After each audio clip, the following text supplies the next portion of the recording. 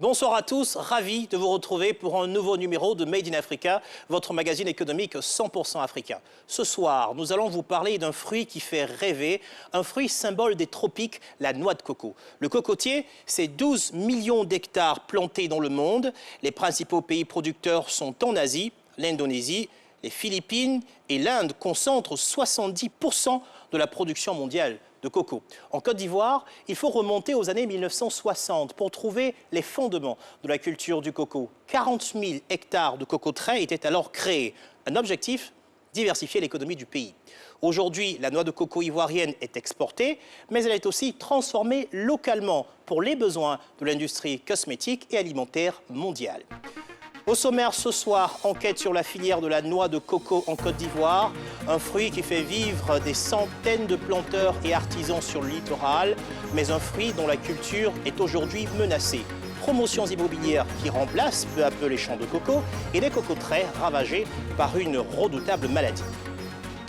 Puis nous irons à la rencontre de ceux qui ont décidé de transformer cette noix en un juteux business. Huile de coco pour les cosmétiques, coco râpé pour l'industrie alimentaire, fibres de coco ou encore charbon de coco utilisé comme combustible. Les produits dérivés de la noix de coco sont très nombreux. La Côte d'Ivoire produit chaque année 136 000 tonnes de noix de coco. 20% de cette production est exportée, soit 21 000 tonnes, faisant de la Côte d'Ivoire le premier pays exportateur africain de noix de coco vers l'Europe. À Jacquesville, où nous nous sommes rendus, cette noix est une source de revenus essentielle pour des centaines de familles. Problème, son prix de vente a considérablement chuté ces dernières années. Et c'est loin d'être le seul défi pour les producteurs. SOS du coco en détresse, c'est un reportage de Marc Kouo, Ghislain Mendonça et Oscar Noël Sangan. C'est l'histoire d'un fruit qui a le goût des tropiques et des paysages de rêve. À l'ombre des cocotiers, ils sont nombreux à n'avoir que son nom à la bouche. Coco frais, coco frais, coco frais. Ah, coco frais, coco climatisé, coco bien sucré. La noix de coco est incontournable sur les plages de Côte d'Ivoire et d'ailleurs pour un parfait moment de détente. On boit le coco, c'est frais, c'est super. Donc avec ça, on est tranquille quoi. Derrière la carte postale, l'histoire de la noix de coco s'écrit dans la cocoterie ivoirienne, située principalement sous le littoral long de 520 km. La Côte d'Ivoire produit 136 000 tonnes de noix de coco par an. Elle est devenue en quelques décennies un véritable business, source principale de revenus pour les populations du littoral et de l'intérieur du pays. Des noix principalement exportées dans la sous-région et en Europe. La Côte d'Ivoire se classe comme le premier pays exportateur africain de noix de coco vers l'Europe avec 21 000 tonnes exportées. Mais cette culture est aujourd'hui menacée par de nombreux défis. Un verger vieillissant, des villes qui ne cessent de s'étendre au détriment des champs de coco et surtout une redoutable maladie qui ravage les cocoteraies. Nous vous emmenons au cœur de la culture du coco en Côte d'Ivoire. Une culture aujourd'hui menacée.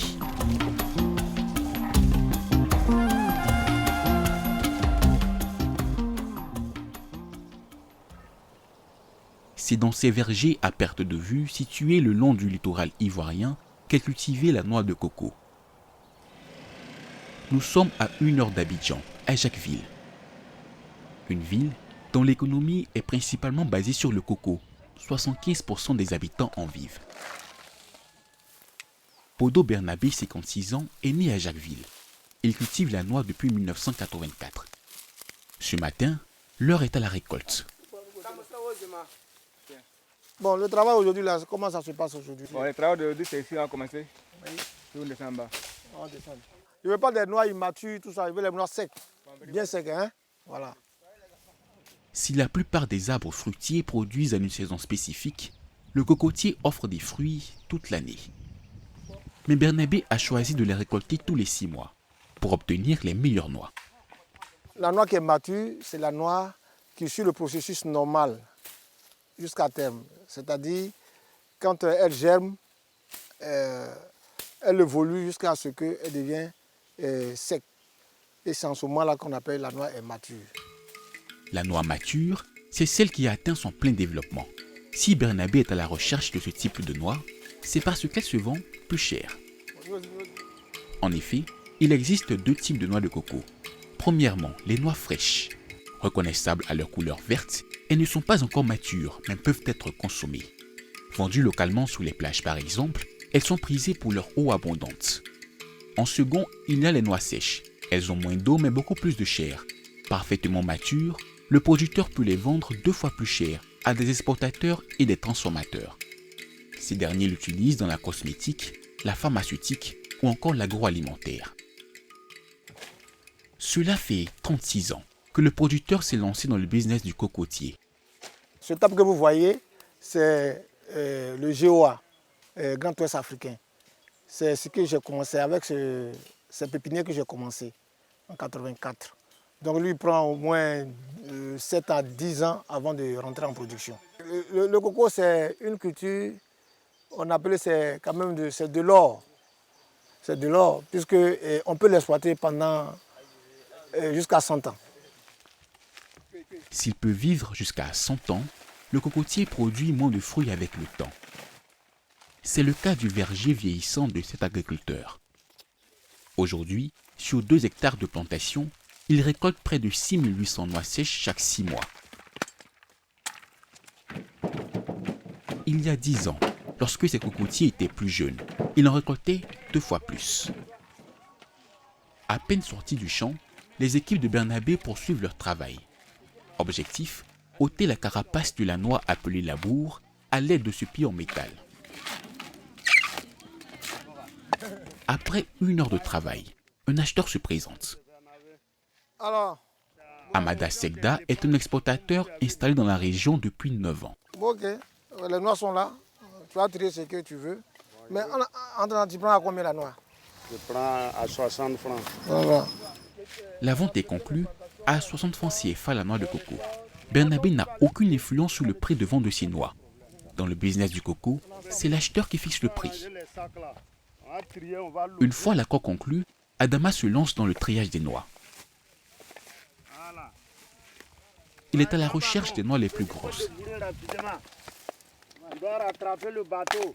Ça va Burkina, Niger, Sénégal, Europe, et Arabie Saoudite, Hollande. Tous les commandes viennent à Jacquesville. Parce qu'on dit que le coco de Jacquesville, c'est de meilleure qualité. D'autres, ils font biscuits, font huile, font des pommades, on mange. Ça fait beaucoup de choses vraiment.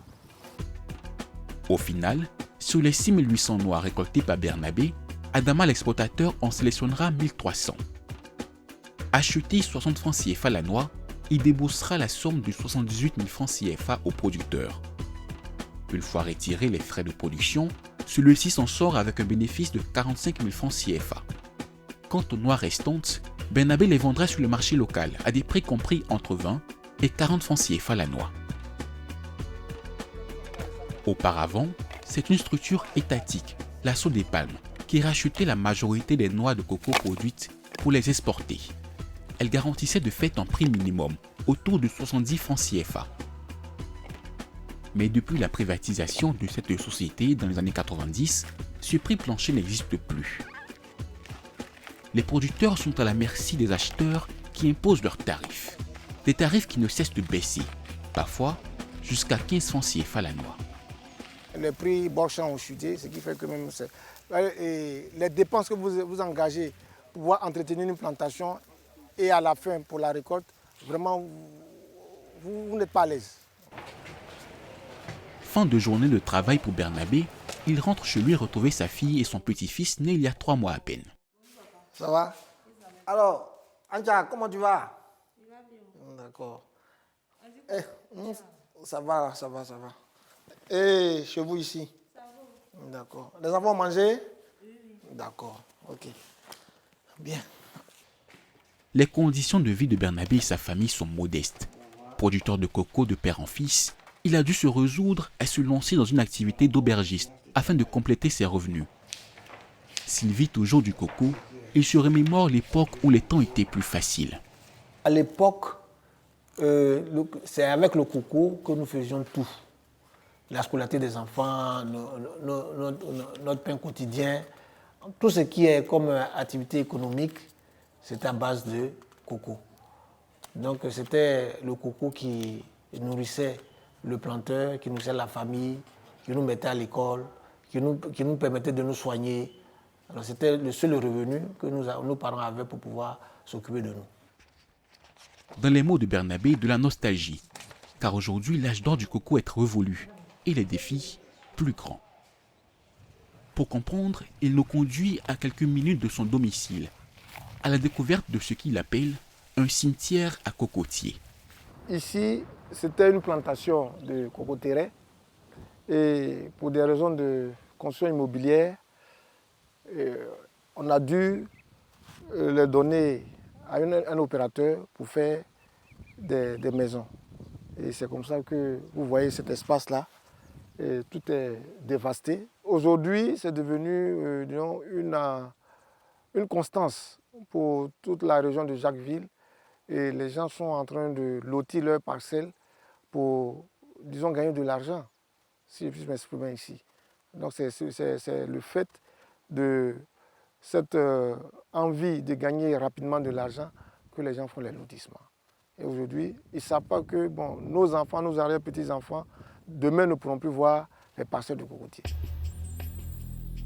Ainsi, poussés par une logique court-termiste, les producteurs de noix de coco cèdent aux sirènes de l'immobilier en vendant leur terrain. Pour eux, le calcul est simple.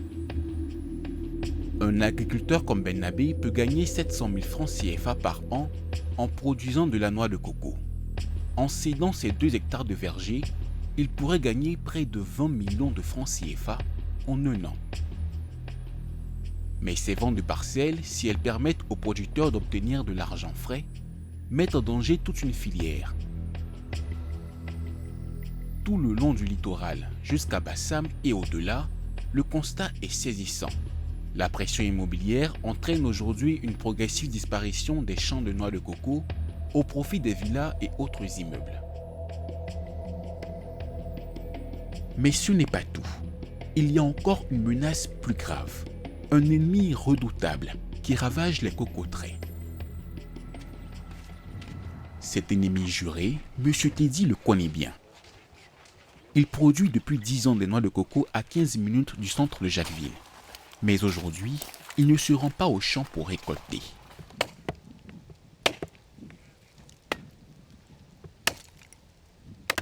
Depuis plusieurs mois, M. Teddy abat cocotier après cocotier à la force de ses bras.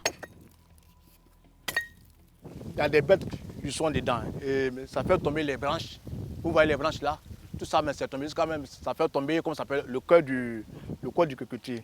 Et si on ne le coupe pas, ça peut contaminer tous les autres cocotiers. Donc pour cela, il faut le faire tomber. Et regardez vers là, regardez derrière vous, tout ça là. Avant tout ça était cocotier. Tout ça là, les bêtes sont rentrées dedans et ils sont tous morts. Ce que M. Teddy appelle des bêtes, les scientifiques l'appellent le jaunissement mortel du cocotier. Une maladie détectée en Côte d'Ivoire en 2014. Lorsqu'elle s'attaque à un cocotier, celui-ci perd ses fruits. Pire, le mal peut se propager rapidement aux cocotiers voisins. Aujourd'hui, aucun remède n'a été trouvé pour lutter contre cette maladie. Le producteur n'a d'autre choix que d'abattre le cocotier et de le brûler. Pour M. Teddy, le jaunissement mortel du cocotier est la goutte d'eau qui fait déborder le vase. À cause de la maladie, on n'a plus de remède. Il n'y a pas de remède pour soigner les cocotiers. Donc ça fait qu'on les abat pour faire ferme, regardez là-bas, pour faire ferme et planter de manioc pour survivre, pour avoir un peu d'argent. Le jaunissement mortel du cocotier, un fléau qui vient donner le coup de grâce à une filière déjà affaiblie. Rien qu'à Grand Laou, cette maladie a détruit près de 5000 hectares de cocoteraies. Des centaines de millions de francs CFA de pertes pour l'ensemble de la filière coco. Mais tout n'est pas perdu. En Côte d'Ivoire, des organisations cherchent des solutions pour sauver la filière.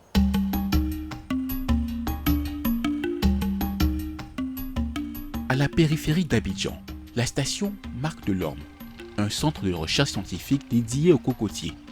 Il en existe seulement 5 comme celui-ci à travers le monde. Ici, on trouve pas moins de 125 variétés de provenance diverses. Patrimoine mondial des Nations Unies depuis 1999, le centre possède même des variétés uniques qu'on ne trouve nulle part ailleurs. Un trésor inestimable déterminant dans la lutte contre certaines maladies comme le jaunissement. Cette parcelle est exceptionnelle en termes de diversité. Toutes les variétés de cocotiers nains qui existent dans le monde sont représentées ici. Et elles nous servent pour des besoins de croisement, pour créer, mettre au point des hybrides résistants ou tolérants à certaines maladies. Les hybrides, c'est le nerf de la guerre pour lutter contre le jaunissement mortel.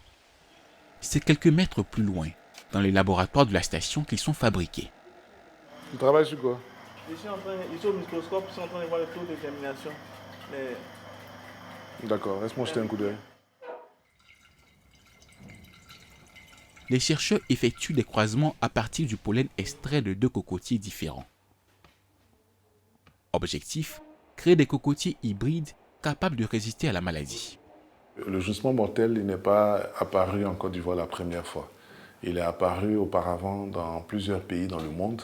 Et le programme cocotier, par le biais de ces chercheurs, a déjà travaillé sur cette maladie en dehors de la Côte d'Ivoire, dans des pays tels que le Jamaïque, à Mozambique, le Ghana qui est plus proche de nous. Et nous avons eu des résultats probants dans ces différentes zones-là. Au Ghana, par exemple, la station de recherche Marc Delorme a mis au point des hybrides qui sont résistants à la maladie du jaunissement mortel. Si au Ghana voisin, la recherche a porté ses fruits, le docteur Lekaïdou et ses équipes sont au début de leurs travaux en Côte d'Ivoire. À Jacquesville, de premiers hybrides ont été plantés en 2016. Il faudra encore quelques années avant de faire un bilan. Bobolo, ça va? Ouais, ça va trop. On dit que vous faites le désherbage des germois, hein? D'accord. Voici l'avenir de la filière coco. Dans ce champ, les hybrides développés par le centre Marc Delorme, mais cette fois-ci pour faire face au vieillissement des cocoteraies ivoiriennes, l'autre grand défi du secteur. Nous avons créé des hybrides performants. Nous avons la capacité de produire suffisamment d'hybrides chaque année pour replanter une bonne partie de la cocotière ivoirienne. Ces plants que vous voyez là, ils produisent 40 000 noix par hectare et par an. Ce qui fait que ça représente quand même une amélioration nette du revenu des producteurs. Pour l'instant, ces hybrides jugés trop chers par les planteurs peinent à trouver preneurs. Ils sont pourtant une solution pour sauver les cocoteraies ivoiriennes menacées de disparition.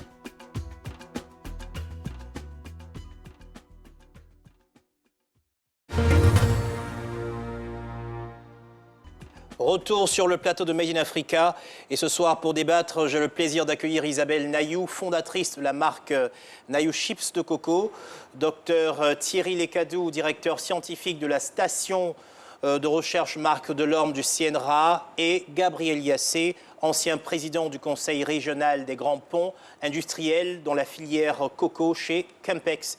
Bonsoir. Bonsoir. Et bienvenue. Monsieur Gabriel Yassé, je vous ai vu absorbé dans le reportage. Je vous rappelais même, pour qu'on ouvre l'émission, vous étiez absorbé. On a un titre à ce reportage, c'est SOS du coco en détresse. Alors concrètement, pourquoi est-ce qu'on peut dire que la situation est inquiétante pour la filière? La situation est inquiétante pour la filière parce que ce n'est que depuis novembre 2020 qu'il y a une interprofession qui se met en place avec l'ACOSI, l'Association des cocos de Côte d'Ivoire, sous l'impulsion de FIRCA, sous l'impulsion de SICOR, de Campex nous-mêmes et d'autres opérateurs. Mais nous gardons quand même espoir parce que, si je me le rappelle, M. Baudot, dans votre reportage qui est éloquent, convaincant, parlait de résultante à 6 000 noix l'hectare, lorsque la recherche chez Delorme est au-delà de 40 000 noix l'hectare. Et le marché a plus que doublé en termes de demande à l'international.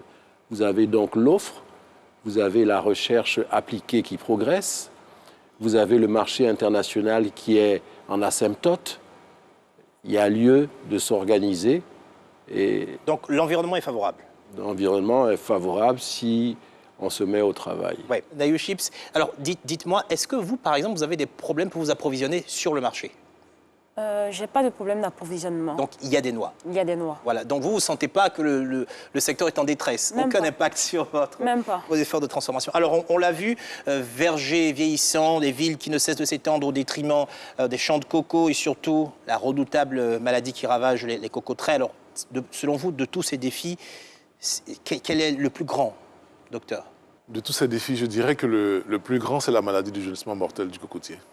Parce que c'est une maladie qui, si on y prend garde, peut décimer toute la cocotière de la Côte d'Ivoire. Ce n'est qu'en Côte d'Ivoire que la situation est telle qu'elle est. Est-ce qu'il y a des cas dans d'autres pays aujourd'hui? Oui, il y a des cas. À l'heure actuelle?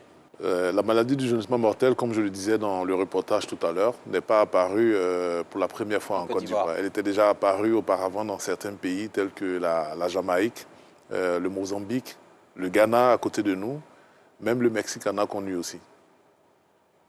Donc c'est pour dire que c'est une maladie qui sévit déjà dans certains pays du monde où la recherche continue de travailler à trouver des solutions. Qui sévit, vous dites que la recherche continue de travailler, pourtant nous, on a quand même des solutions en termes d'hybrides, mais ce que vous dites c'est qu'il n'y a pas de façon de guérir, il n'y a aucune façon de guérir l'arbre. Si, bien sûr, il y a des façons de guérir l'arbre, parce que ce qu'il faut préciser, c'est que le phytoplasme responsable de la maladie du jaunissement mortel, en fait, chez les plantes, c'est le phytoplasme. Mais chez les hommes, c'est le virus. Donc, le jaunissement mortel du cocotier, c'est en quelque sorte le sida du cocotier. Okay. Et ce phytoplasme-là, il a été identifié en Côte d'Ivoire ici. Et l'insecte vecteur, c'est-à-dire l'insecte qui le porte sur lui et qui le transmet au cocotier, a même pratiquement été identifié.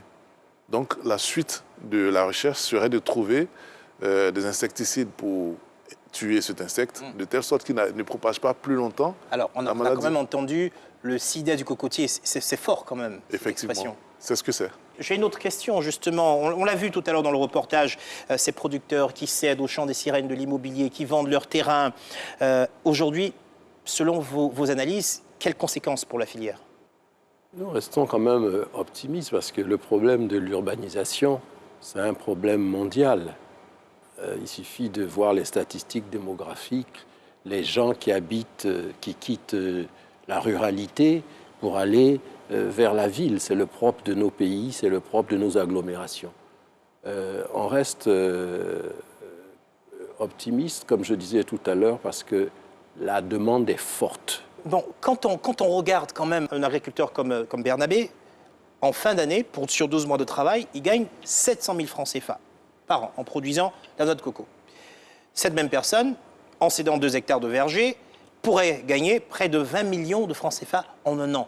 Je veux dire, le rapport de force, il est complètement déséquilibré. Quel espoir vous y voyez, docteur, avant de revenir à vous? En fait, pour ajouter à ce que vous dites, c'est que les 20 millions de francs CFA, c'est une seule année et c'est définitif, c'est fini, il n'y a plus rien après. Monsieur Bernabé ne gagne que 700 000 francs par an pour les 2 hectares parce que monsieur Bernabé a planté dans son champ le Grand Ouest africain. Okay. Et le Grand Ouest africain a un rendement de 0,6 tonnes de copra par hectare et par an.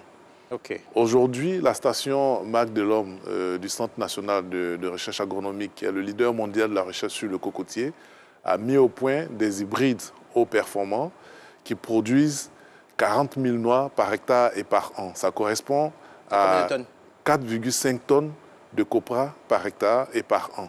Si M. Bernabé avait ces variétés dans son champ, il aurait eu 10 fois 700 000 francs. Et en combien de temps est-ce que ça commence à produire? À partir de 3 ans. OK. Les producteurs, est-ce que vous estimez qu'ils ont vraiment les moyens d'acheter vos hybrides? Je peux vous donner les coûts de ces plants-là. Les plants que la station Marque de l'Homme produit, les hybrides, ils coûtent 1000 francs CFA le plant. Et pour planter un seul plant. Okay. Pour planter 1 hectare d'hybride, il faut 160 pieds, ce qui correspond à 160 000 francs CFA. Donc si M. Bernabé voulait renouveler son verger, il aurait dû débourser 2 fois 160 000 francs parce que ça fait 2 hectares, ce qui correspond à 320 000 francs CFA.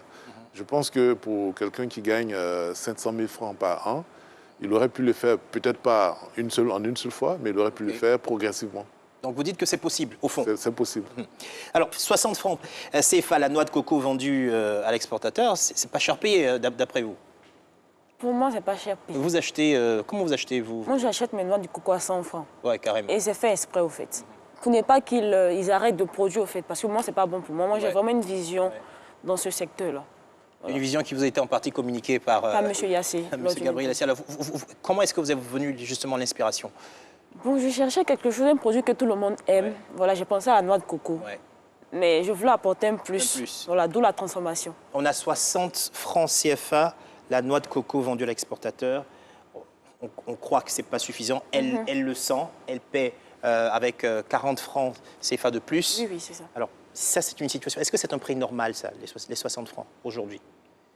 60-65 francs, c'est le prix courant. Mais ce que Madame apporte, c'est un développement durable de l'agriculture. Elle permet à la chaîne de valeur de s'améliorer. Elle permet aux paysans de ce qu'on connaît un peu dans le cacao, le différentiel durable. Qui vient d'arriver.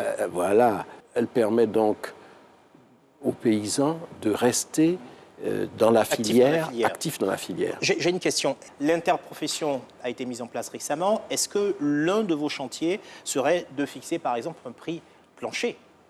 L'interprofession va démarrer, mais il n'y a rien de nouveau sous le soleil. Notre objectif, c'est d'avoir une filière durable, où le planteur s'autosuffit, ce qui suppose une meilleure rémunération, ce qui suppose un financement de la filière, ce qui suppose des cercles de qualité. Il faut parler qualité quand on parle de prix aussi.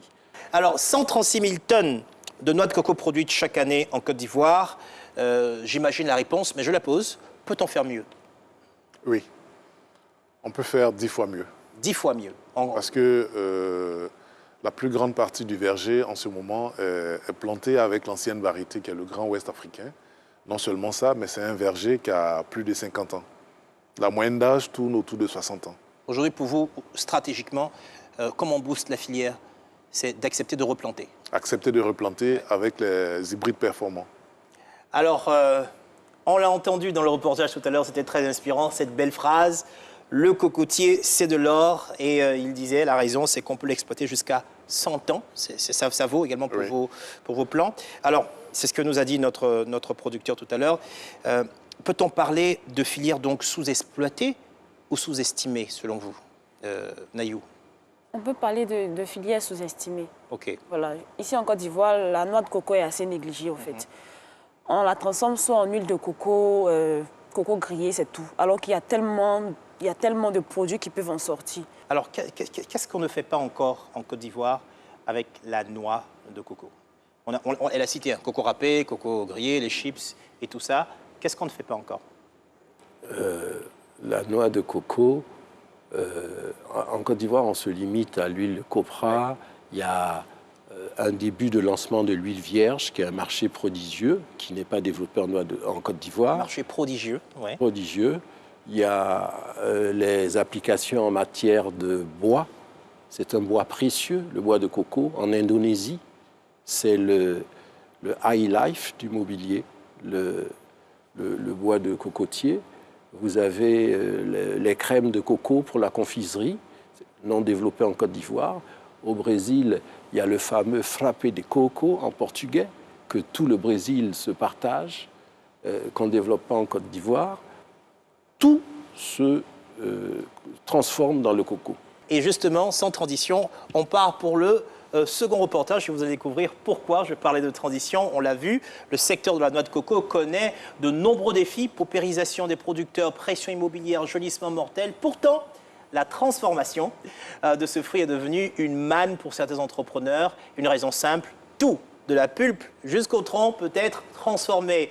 La Côte d'Ivoire compte une dizaine d'unités industrielles qui transforment le fruit à destination du marché local et du marché international. Une industrie au secret bien gardé, Elles n'ont pas souhaité nous ouvrir leurs portes. Made in Africa a donc choisi de se concentrer sur les petits entrepreneurs qui se lancent dans la transformation artisanale de ce fruit. Les petits entrepreneurs du coco, un reportage signé Marc Pouot, Gislaine Mendonça et Niki Kwame. Emerson Seri est un vendeur de noix de coco pas comme les autres. Toujours tiré à 4 épingles dans son costume, il ne passe jamais inaperçu lorsqu'il arpente les rues d'Abidjan. Commissaire Coco, c'est ainsi que tout le monde le surnomme. Dans sa charrette, des noix fraîches, mais aussi de l'eau de coco en bouteille. Un rafraîchissement qui conquiert des célébrités. Comme ce jour-là, le footballeur burkinabé Aristide Bansé. Bon, je pense que ça a félicité. Voilà, ça a félicité parce que là c'est propre. On voit que c'est propre, voilà, c'est bien écrit, eau de coco, il y a le bidon qui est là, c'est écrit commissaire Coco. Bon, tout le monde le connaît avec ce nom. Jamais cet Ivoirien de 26 ans n'aurait imaginé côtoyer des stars grâce à la noix de coco. Tout commence il y a 2 ans. Pour payer ses études de droit, Emerson se lance dans le business. Il prend le sobriquet de commissaire Coco, car il rêve alors de devenir commissaire de police. Son surnom, sa charrette et son look font le buzz. Je me disais, mais ça c'est la honte, je ne peux pas porter une chemise avec une cravate en train de pousser au trou, mais je voulais essayer. Et le jour où j'ai essayé, j'ai vu que c'était l'idéal. Les gens appréciaient, les gens me félicitaient. La noix de coco, le jeune entrepreneur a tout de suite compris son incroyable potentiel. On peut prendre le bois du coco pour fabriquer les meubles, on peut prendre les branches pour fabriquer le balai, on peut prendre la noix pour faire ressortir l'eau, le coco à l'intérieur pour fabriquer le lait de coco, l'huile de coco et la coque pour fabriquer du charbon. On prend la coque aussi pour les décorations des mariages et autres. Donc avec le coco, le cocotier, on peut beaucoup faire. Dans le coco, rien ne se perd, tout se transforme. Ce fruit généreux a conquis l'industrie cosmétique et alimentaire mondiale et donne lieu à une multitude de produits dérivés. Huile de coco, produits cosmétiques, coco râpé, confiserie et gâteaux, meubles haut de gamme en bois de cocotier, ou plus surprenant encore, charbon de coco, utilisé comme combustible. En Côte d'Ivoire, sur les 136 000 tonnes de noix de coco produites par an, 80% sont destinés à la consommation et surtout à la transformation. Une vingtaine de grandes entreprises transforment le coco, parmi elles la Sicor, la plus historique, mais aussi Quimpex, Fibre Ivoire, Green Technology. Elles produisent du coco râpé, de la fibre de coco, mais surtout la fameuse huile de copra, extraite de l'amande, plébiscitée dans l'industrie cosmétique. L'exportation d'huile de copra rapporte chaque année aux industriels de Côte d'Ivoire plus de 13 milliards de francs CFA.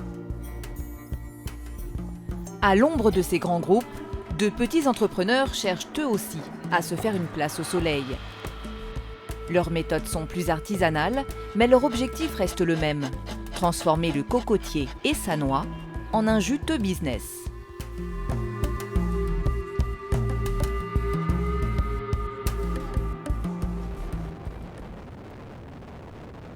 C'est à 60 km d'Abidjan, à l'entrée de Jacquesville, que nous retrouvons commissaire Coco. Ce jour-là, il a troqué son costume pour un simple maillot de foot. Dans sa charrette, 5 kilos de noix sèches, achetées au marché du village, à partir desquelles il compte fabriquer de l'huile de coco.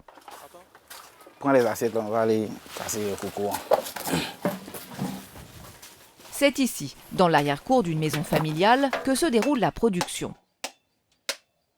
Un environnement pour le moins sommaire. N'ayant pas les grands moyens, je viens ici avec l'aide de certaines sœurs pour m'aider à faire mon huile de coco en attendant que j'ai de grands moyens pour m'installer à Abidjan. Ici, pas de machine, tout est fait à la main, de façon artisanale. La pulpe de coco est d'abord extraite, puis lavée à l'eau claire. Puis direction le moulin du village, à quelques mètres de là, où la pulpe est broyée pendant plusieurs minutes. On obtient un produit à l'aspect farineux.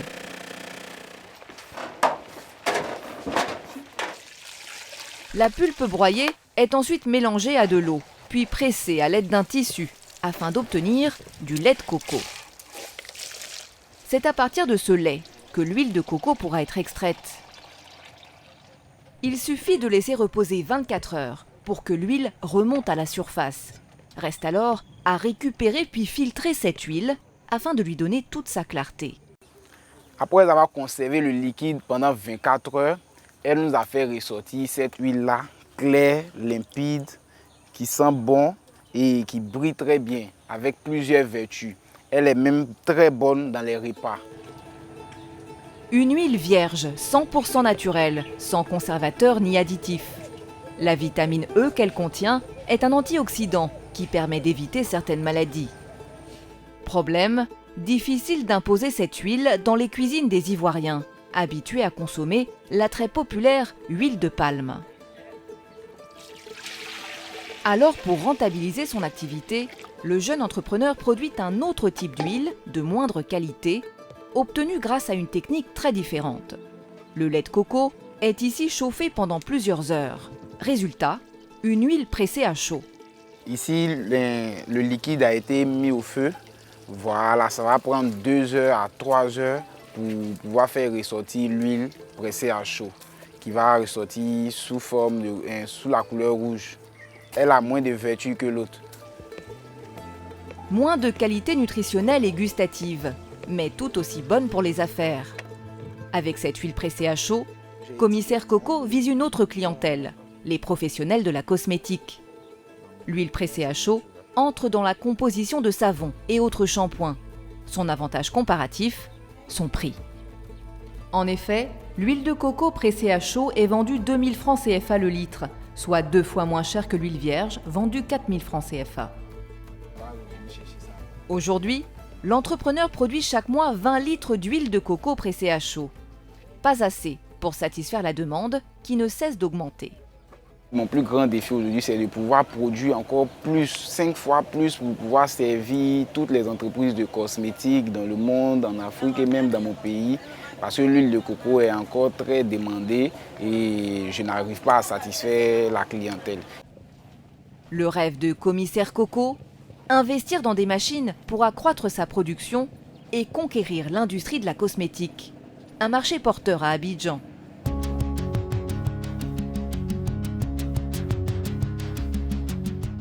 Dans la capitale économique ivoirienne, on assiste depuis quelques années à un boom des marques de cosmétiques naturels. Plusieurs d'entre elles ont fait de l'huile de coco leur ingrédient fétiche.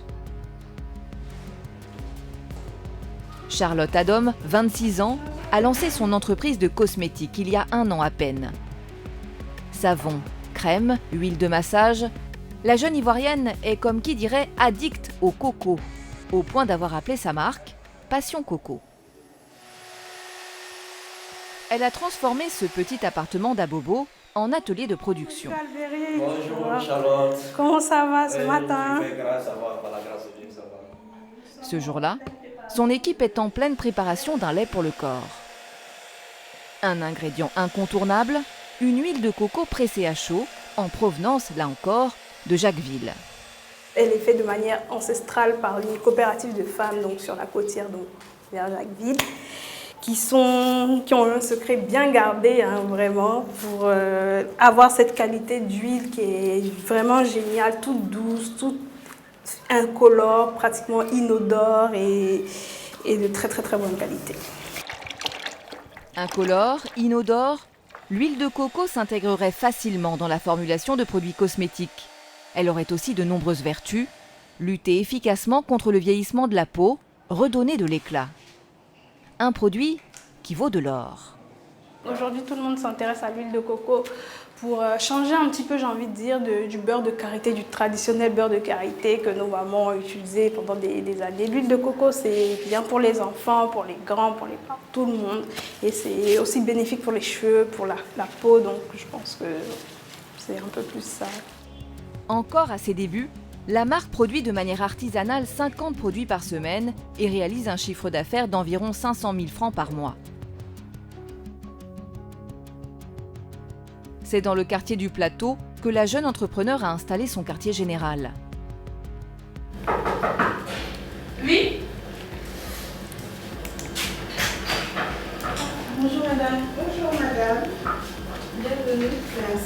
venue récupérer ma commande. D'accord, ok, on va le voir. C'est pour la commande du mois? Oui. On y croise des clientes, des inconditionnelles comme elle, de l'huile de coco. Cette jeune cadre ivoirienne vient récupérer sa commande, une gamme complète de soins. Montant de la facture, 25 000 francs CFA. Le prix à payer pour profiter des bienfaits de l'huile de coco. Et sinon, le teint, comment on va? Mais est-ce qu'on doit demander? Vous me voyez par vous-même. Voilà. J'ai pris 2000 éclats. L'huile de coco est vraiment très réputée pour ses actifs thérapeutiques sur la peau. Donc, c'est une des raisons pour lesquelles j'ai été poussée à choisir des produits fabriqués avec l'huile de coco. L'entrepreneur enregistre une quinzaine de clientes par mois. 70% de ses ventes sont réalisées via son site internet. Pour agrandir sa clientèle, Charlotte Adom a conclu il y a quelques mois un contrat important. Être distribuée dans l'une des plus prestigieuses pharmacies d'Abidjan. Il faudrait qu'on rajoute aussi quelques pains de douceur de coco. Et quelques sérums. Avec ce nouveau point de vente, Charlotte espère accroître son chiffre d'affaires et investir dans des machines industrielles.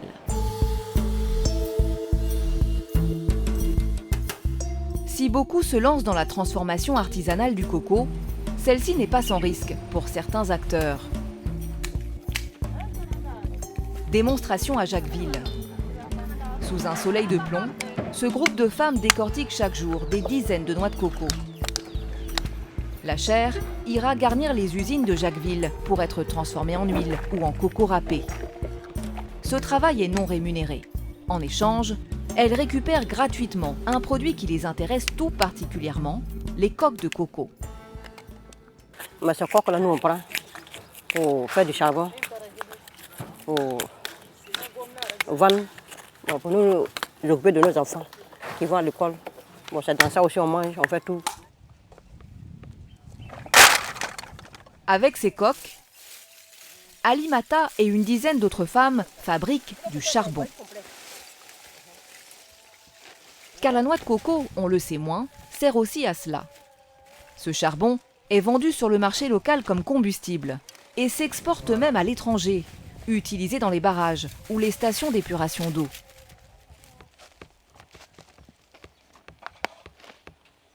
Mais pour le fabriquer, le process artisanal est on ne peut plus dangereux. C'est dans ces barriques en fer, des fours de fortune, que les coques de coco sont brûlées pendant plusieurs heures. Les transformatrices comme Alimata se retrouvent directement au contact d'une fumée toxique. C'est très difficile. Pourquoi? Très difficile parce que le feu l'a fait très mal. Il y a la fumée aussi qui rentre dans nos yeux. On inspire ça. Vraiment, c'est pas facile. Ça nous donne maux de tête. Souvent aussi, même les yeux me font mal. Problèmes respiratoires, problèmes oculaires. Chaque mois, Alimata est obligée d'arrêter sa production pour se soigner. Une production qui affecte sa santé et qui s'avère peu rentable. En une journée, elle parvient à produire un sac de charbon, vendu au prix de 2500 francs CFA sur le marché local.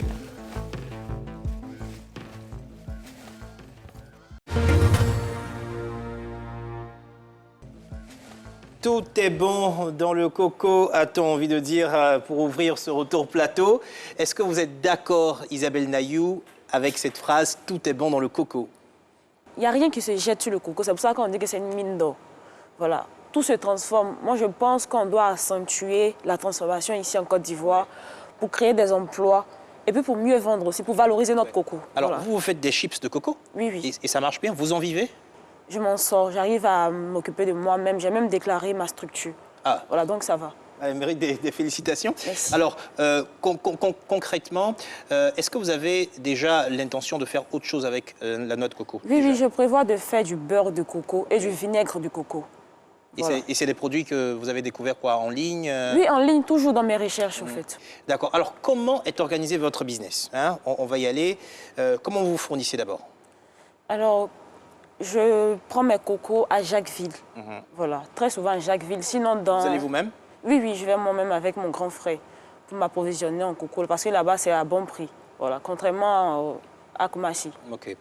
Alors, et comment se fait la distribution, emballage et distribution? L'emballage se fait ici, tout est fait ici en Côte d'Ivoire. Et la distribution se fait dans certaines surfaces. Voilà, actuellement, je prévois agrandir mon circuit de distribution. Voilà. Ok, et vous vendez en Côte d'Ivoire, vous avez commencé à exporter, Isabelle? On exporte souvent par DHL. Okay. Voilà, la demande est forte, mais il n'y a pas les moyens pour produire. Voilà. Suffisamment. La demande est forte où? En Côte d'Ivoire? En Côte d'Ivoire et hors de la Côte d'Ivoire. J'ai des demandes, par exemple, au Canada, qui demandent souvent 1000 paquets de chips. Ce n'est pas possible pour moi de produire 1000 paquets de chips. 1000 paquets de chips, la demande est forte. Est-ce que vous avez déjà goûté à ces chips? Non, pas encore. On en a quelque part dans le sac, on pourra en découvrir tout à l'heure. Alors, la Côte d'Ivoire compte quand même une dizaine d'unités industrielles qui transforment le fruit à destination du marché local et du marché international. Concrètement, quels sont les produits qui sont fabriqués en Côte d'Ivoire et qui sont, par ces unités industrielles, qui sont exportés ou vendus sur place? Quel est l'état des lieux de l'industrie? On a la Sicor qui est le macro-acteur, le leader, qui fait du coco râpé, qui fait de l'huile de copra.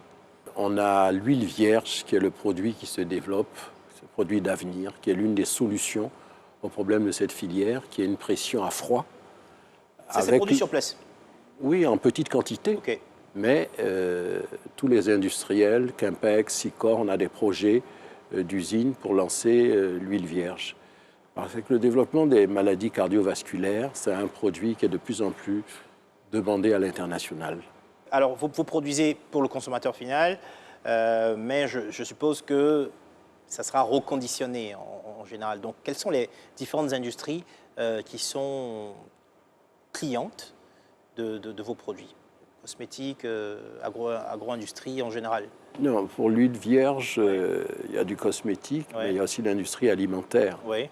Parmi les solutions de nature à doper, à faire redémarrer cette filière, il y a le problème de la propriété industrielle, il y a le problème de la marque.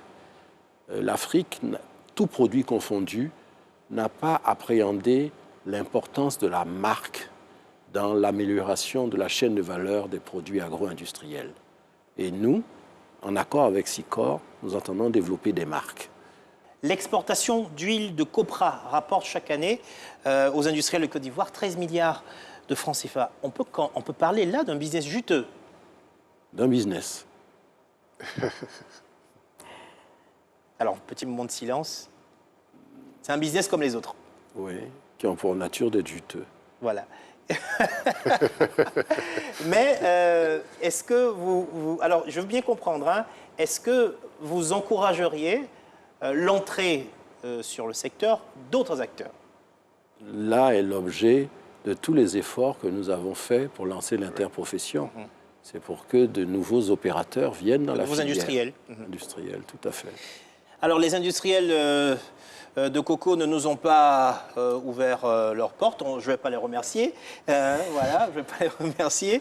Mais cela, quand même, nous a donné du temps pour nous consacrer aux petits entrepreneurs qui se lancent dans la transformation artisanale de ce produit. Et vous avez vu tout à l'heure Emerson Seri, vous savez qui c'est? Oui. C'est qui? Il a Commissaire Coco. Commissaire Coco. Alors, c'est un vrai personnage, non? Et c'est vraiment un bosseur, au fait. C'est un bosseur. Lorsque j'ai commencé, il a eu à me donner des conseils, comment ça se passe. C'est lui-même qui m'a montré le circuit de Jacquesville. OK. Le rêve de Commissaire Coco, c'est d'investir dans des machines pour accroître sa production et conquérir, c'est son rêve, l'industrie de la cosmétique. Comment l'aider? Question difficile. Qu'il intègre l'interprofession. Oui. Qu'il se rapproche de l'interprofession. On a découvert quand même une marque. Vous avez vu avec nos Passion Coco, une marque 100% ivoirienne de cosmétiques à base de coco. Est-ce que vous pensez que en matière de cosmétiques locales, que ça peut réveiller des vocations? Oui, je pense que ça peut réveiller des vocations. Comme elle l'a dit, elle a déjà son chiffre d'affaires. Ouais. Et je crois que ça va réveiller beaucoup de jeunes aussi qui sont actuellement au chômage à bien vouloir se lancer dans l'entrepreneuriat, plus précisément dans le secteur coco. La transformation artisanale de la noix de coco n'est pas sans risque, on l'a vu. On l'a vu avec la production de charbon. Oui. Alors, comment est-ce qu'on peut faire aujourd'hui pour encadrer ne serait-ce que cette activité? Je dirais que la production de charbon, c'est vrai, vous avez raison, c'est un peu dangereux parce que c'est du charbon actif, il est très vif. Ce charbon-là, généralement, dans les différentes zones de production du cocotier, les femmes ont pour coutume de dire qu'ils percent les marmites. Ok. Parce qu'il est très violent, il est très agressif. Okay. Il y a une manière de le produire parce que l'objectif, c'est d'obtenir du charbon, alors que la coque est très inflammable. Et il faut pouvoir maîtriser les flammes pour pouvoir obtenir du charbon, sinon tout part. Est-ce qu'on peut les aider, ces dames? Bien sûr qu'on peut les aider, mais c'est un peu du domaine des technologues. Moi, je suis agropédologue. Voilà. Sinon, on peut bien les aider. Mais vous êtes notre seul scientifique sur le plateau. Alors, un mot de la fin. Filière d'avenir. Je vous pose une question, et j'imagine quand même la réponse, parce que vous vous êtes présenté déjà comme un optimiste. Alors, est-ce que vous pouvez aussi, en concluant cette émission, nous faire rêver la filière coco en Côte d'Ivoire? Je n'emploierai pas le terme de rêve. Je pense qu'on est dans la réalité. Vous prenez un pays comme les Philippines, près de 100 millions d'habitants, si je ne m'abuse, avec un produit intérieur brut nominal de 3 000 et quelques dollars, 26% des terres des Philippines sont dédiées au coco. 26%. Donc, c'est des chiffres que je vous donne. 1 milliard d'euros pour l'eau de coco dans le monde. Donc, on n'est pas dans le rêve. On est dans la réalité. Et je pense qu'avec les efforts, avec des émissions comme la vôtre, la Côte d'Ivoire finira par prendre sa part dans la chaîne de valeur internationale de la noix de coco, de façon durable et profitable pour nos petits producteurs. Merci Gabriel Yassé, merci Dr Lekadou, merci à Isabelle Nayou de Nayou Chips, merci aussi à vous de nous avoir suivis, à nos fidèles téléspectateurs. Vous pouvez, vous le savez, retrouver cette émission sur notre site internet, c'est www.rti.ci ou sur l'application RTI Mobile. Vous pouvez aussi suivre nos activités sur les réseaux sociaux, Made in Africa pour Facebook et Made in Africa TV pour Instagram et Twitter. Merci à tous ceux qui m'ont aidé à préparer cette émission, aux équipes de production d'Éléphant Africa.